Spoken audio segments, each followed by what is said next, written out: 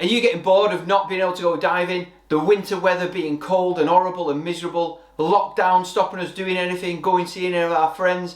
Well, in this video, I'll be giving you 5 top tips to keep you busy, keep your hand in with the diving that you like doing, and get you ready so as soon as lockdown's finished and winter's over and all your gear and your mindset is all ready and geared up for getting in that water.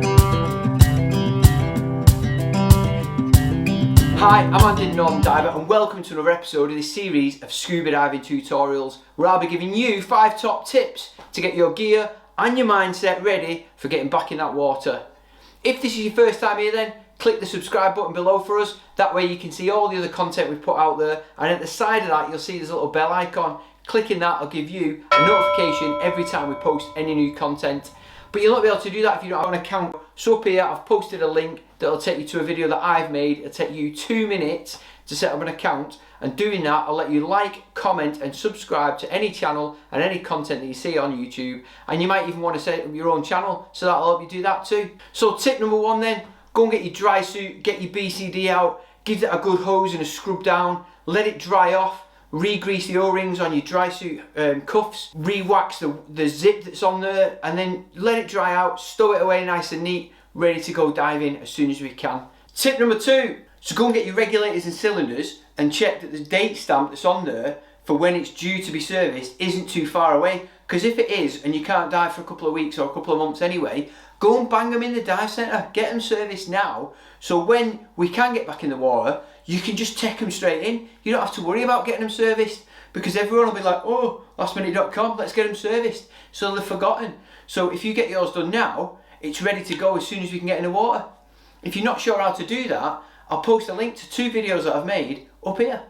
Tip number 3, I think me, much like everybody else, goes on different courses, perhaps doesn't touch that material or that literature or that training again for a couple of weeks, couple of months or even a year or 2. So in that case, go and dig out yourself a little book, maybe one that came with your course, do a bit of reading, some revision, get yourself back into that mindset of how decompression theory works, get yourself some understanding of how you can prevent accidents. Gareth's Lock book is a perfect example of that. Go and dig out your training manuals that you got when you first started. Start looking through your tables and revising a little bit of nitrox theory. Just get yourself more aware of what you need to know for when you do get back in the water.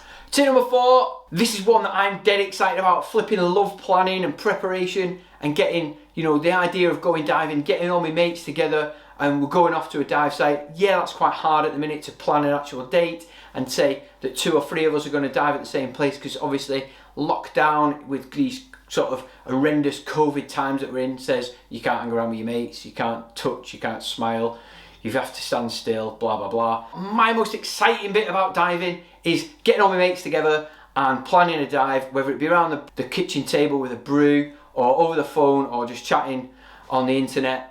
But I love the planning and preparation phases of a dive as much as I do like going diving. To that end then, you need to maybe refresh yourself. So if you've got a book like this from BSAC, the Expedition Manual, if you've forgotten some of the key points or the fundamentals of planning a little trip away, whether that be for one day or a weekend or a week or a month or a year, yeah, there's key points and key things that you need to learn or remember. So dig out a manual like that or do some revision on the internet. That'll help you to start. Second of all then, I'd get myself a dive site guide. So this one from Anita Sherwood is the top 100 British shore dives book. This is a great addition to my sort of bookcase that's down here behind me. In here there's all the sort of routes in, the parking spaces where you can get air fills if you need them. If you need to go for a brew afterwards, because obviously that's the most important thing about going diving is the brew afterwards and talking about the dive. Where you're going to park, how you're going to enter, how deep the water is, when high tide's going to be. All those kind of things you'll find in a dive site guide book like this. And in addition to that, get yourself something like an ordnance survey map. You don't really need that to realise how you're going to get there, because you probably use your sat nav on your phone or something. But in doing this and planning the route up there, you might see that you're going to pass a particular tourist destination that you might want to nip in. So if you're going up north to say Scotland, you might see, oh, I'm going past Loch Long and there's a dive tourist centre or something there. I'll nip in and have a look at that. Or on the way down south, you might be going past Stonehenge and not realise it. So you might stop and factor that into your journey on the way in or the way home. So having something like this will help you work out where the petrol stations are parking, or viewpoints, or high or low areas of land. You know, just things to add to your journey that makes it that bit more exciting. So add that into your little itinerary of parts and stuff that you're going to need in the planning phases. Tip number 5, this end of the year, loads of manufacturers and distributors and centres have got sales on because they're trying to get rid of their old stock ready for new stuff that's coming in for spring and summer. So to that end, you can probably pick up a good bargain on your t-shirt. You can certainly get some deals on kit. You've got Black Friday coming up, Boxing Day and New Year's Day sales. So keep your eye out for them. Have a sort of wish list ready to go in like Amazon or whichever your supplier normally is that you buy from. Keep that wish list in mind. Keep your eye on your emails because they tend to ping out little newsletters to say, oh, we've got a sale on.